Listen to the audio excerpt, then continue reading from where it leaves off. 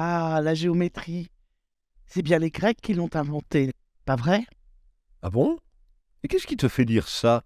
Ben, les éléments d'Euclide ont servi de manuel d'enseignement pendant 20 siècles, non? Ouais, enfin, pendant 3 siècles en Europe de l'Ouest, c'est déjà pas mal. Et tu sais qu'on faisait de la géométrie avant Euclide au moins? Ah bon? Je suis sûr. Euh, Tu as entendu parler de Thalès? Enfin, au moins du théorème qui porte son nom. Ah oui, les parallèles, les segments proportionnels, tout ça. Ça sert à quoi au juste? Tiens, regarde. On va faire des constructions à la règle et au compas. Tu veux dire qu'on va tracer des segments et des cercles? Et on va loin avec ça? Très loin. On peut tracer des parallèles et des perpendiculaires.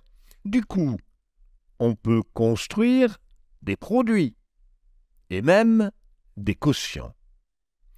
On peut aussi partager un segment en plusieurs segments égaux, sans jamais rien mesurer. Ah ouais, trop fort. Alors on peut tout faire à la règle et au compas. Eh bien non, justement, pas tout. Par exemple, on a longtemps cherché à construire un carré de même surface qu'un cercle donné. La quadrature du cercle, en somme. Exactement. Il y a eu aussi la trisection de l'angle, la duplication du cube. On sentait bien que ce n'était pas possible. Mais il a fallu très longtemps pour se poser la question de le démontrer. Et puis pour y arriver. Comme quand Thalès a démontré son théorème. Mais non, c'est pas lui qui l'a démontré. C'est Euclide. Ah, mais tu dis ça rien que pour m'embrouiller. Mais non!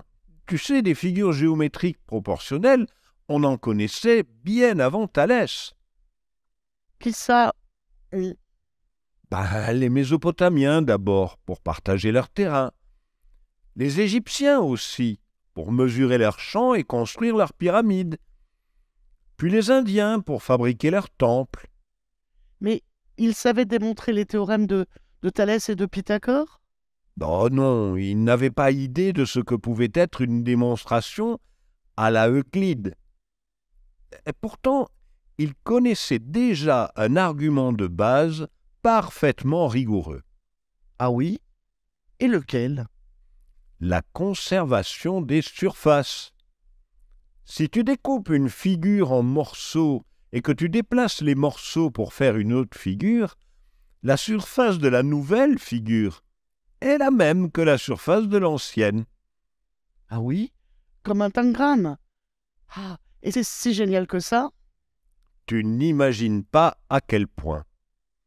Tiens, prends la première démonstration rigoureuse du théorème de Pythagore. Elle a été écrite un bon siècle avant Euclide. Ah? Et par qui? Et par Platon, qui voulait faire croire que Socrate était capable de la faire deviner à un esclave. Ah mais Platon est peut-être plus vieux qu'Euclide, mais il était au moins aussi grec, non? Oui, mais rien ne dit qu'il l'avait inventée, cette démonstration. Regarde cette tablette mésopotamienne. Ben oui, tu as raison, c'est la même figure. Et les Indiens aussi avaient compris ça?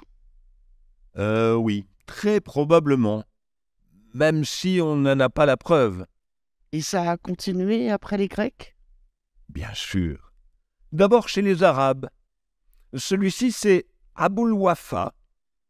Il vivait un peu avant l'an 1000 et il travaillait à Bagdad.